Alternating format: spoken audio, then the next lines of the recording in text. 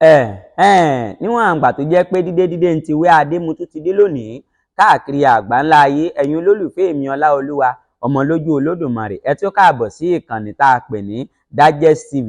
Apá rédíò la tún wà yìí o, bá a ṣe ní Digest rédíò bẹ́ẹ̀ náà la tún ní Digest tẹlifíṣàn. Àwa náà kọ́, Ọlọ́run náà ló pé kó rí bẹ́ẹ̀. Ọláolúwa mo tún dé, aláyànfẹ́ òdúrọ̀ lọ́jì mo dé o. Agbára Ọlọ́run ni mò ń lò, Olúwa ló bá mi ṣe, ayé ẹ bá mi dúpẹ́ o. Àwọn kan sọ pé agbára ayé là ń lò ó, kò má rí bẹ́ẹ̀ o.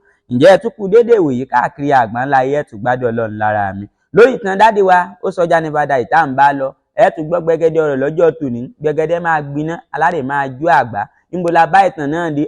Gbogbo yín náà lẹ́gbọ́ lọ́jọ́ tòní o. Ẹ wò mí, ẹ sá wá nǹkan fìdílé tàbí kẹ́ ẹ fìdílé nǹkan gbogbo èèyàn káàkiri àgbáńlá ayé. I am Ọláolúwa Àtúnbí Gbénga Adébóyè. This is Digest Radio TV. Náà lẹ ti ń gbọ́ mi, èmi náà kọ́, Ọlọ́run ló pé ó rí bẹ́ẹ̀. Dádì wa ó sọjá never die.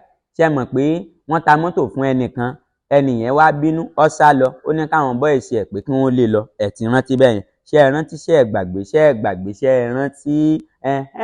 Yóò dáa fún yín. Nígbà tó wá yá sí àwọn sọ́jà kan wá bá dádì wa sọjá never die nílé mú gbọ́. Mr. Man, we need you.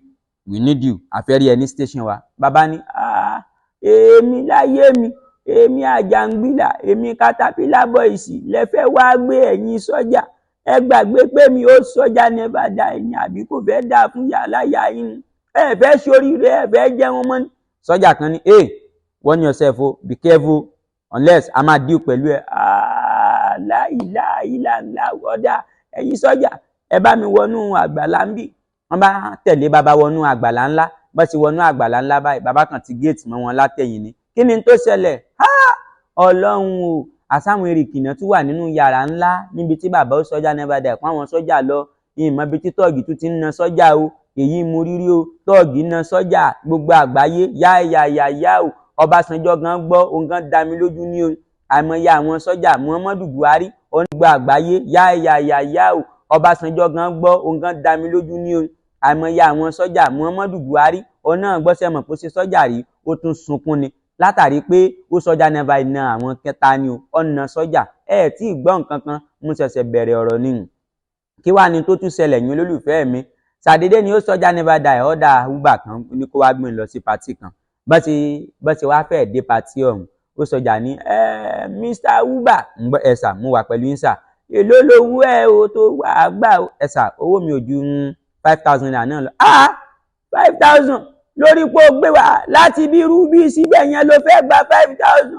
Kò fẹ́ dáa fún ẹni àbó fẹ́ jẹ wọn mọ́. Ẹjọ́ má máa ṣépè fún mi o. Ẹjọ́ nítorí Ọlọ́run 5,000 ni o. Ṣé mi mú lówó ni àbáwọn company? Àbí kò fẹ́ dáa fún company yìí ni? Ìwà àti company èdìndì yìí ni? Forí fọ́gò. Bàbá mi àgbàlagbà ẹ gba kọ́kọ́rọ́ mọ́tò lọ́wọ́ ẹ dé sẹ́yìn búùtù fún mi. Wọ́n bá mú Uber sí ẹ̀yìn búùtù. Wọ́n bá gba kọ́kọ́rọ́ mọ́tò lọ́wọ́ ẹ̀. Làwọn bá start mọ́tò búm. Náà tún drive lọ. Kí wá ní tó ṣẹlẹ̀? Bó ṣe pàdé àwọn ọlọ́pàá náà. Ọlọ́pàá ní stop. Bàbá ní ẹ má dá mi dúró. A kì í dí ẹyẹ lọ́wọ́ lójú ọ̀run o. Ó sọjà ní o. Èmi ń tèmi mò ń bá tèmi lọ ní o. Ọlọ́pàá ní are you a governor?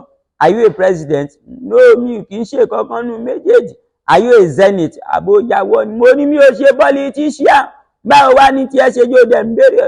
Ó jẹ́ newscaster àbí ròyìn ló ń ṣe tẹ́lẹ̀ kan tó lé ẹ sí di iṣẹ́ ọlọ́pàá. Mr. Man, ẹ jọ̀ọ́ ẹ máa bá dé case, ẹ máa dé case ilé ẹjọ́. Ẹ tiẹ̀ kọ́kọ́ ṣí bùtù yìí náà. Wo má wulẹ̀ jáàsì dírẹ́fà wa tó ń wà wá bọ̀ láti ilẹ̀ tẹ́lẹ̀ ládé mẹ́yìn bùtù. Bí wọn náà bá dé ẹjọ́ yẹn ni kò sọ o, kò já mọ́ o. Ọlọ́pàá yẹn kàn ṣàdédé àfi páà níta ló gbá létí. Ọkàn gbà ó sọjá never die létí ni. Tí mo ṣe wàhálà ló ṣẹlẹ̀. Ẹ máa wo Digest TV káàkiri àgbáńlá ayé. Ẹ ṣé o.